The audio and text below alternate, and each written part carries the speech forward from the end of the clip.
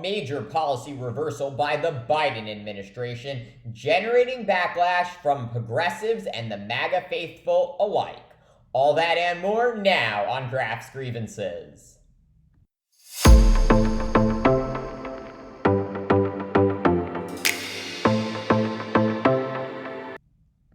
If there is one policy priority former President Donald Trump has consistently articulated since announcing his first bid for the White House 8 years ago, it was his promise to build a, quote, big, beautiful wall along America's southern border.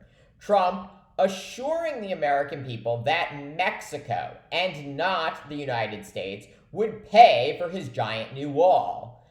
But despite Trump's repeated and clearly defined promises, he was only able to build 52 miles of new border wall during his 4 years in office. And, as you know by now, Mexico didn't pay for any of it, not 1 peso. Just for context, the U.S. Mexico border is almost 2,000 miles long. So Trump built a new wall along less than 4% of America's southern border. This humiliating failure for the former president on his signature issue, further confounded by the fact that his Republican base and many independents care deeply about immigration and border security.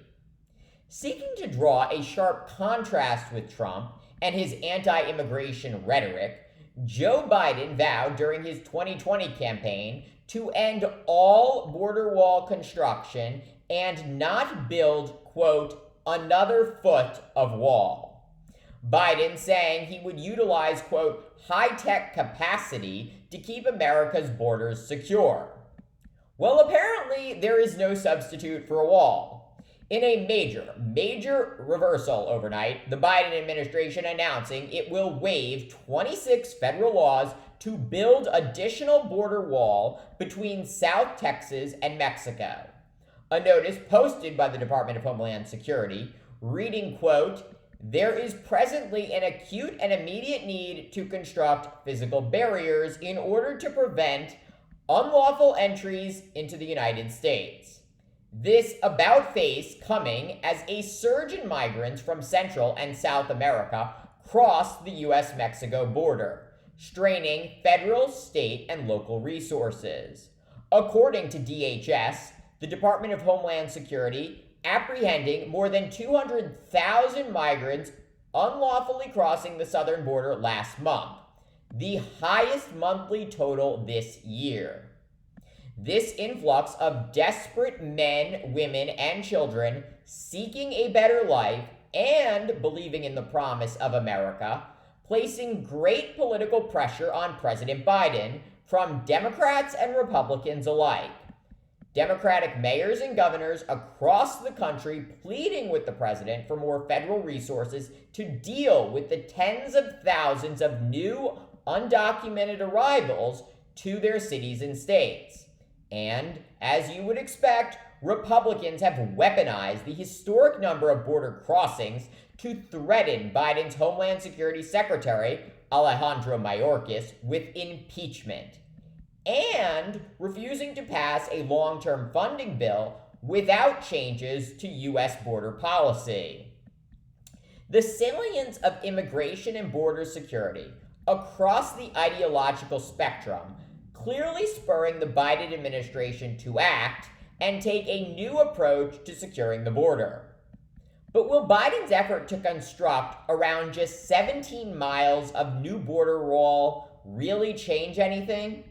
Obviously, I'm not an expert on border security, but it is certainly hard to imagine that 17 miles of new wall, even in a high-traffic area, will reduce the number of illegal crossings.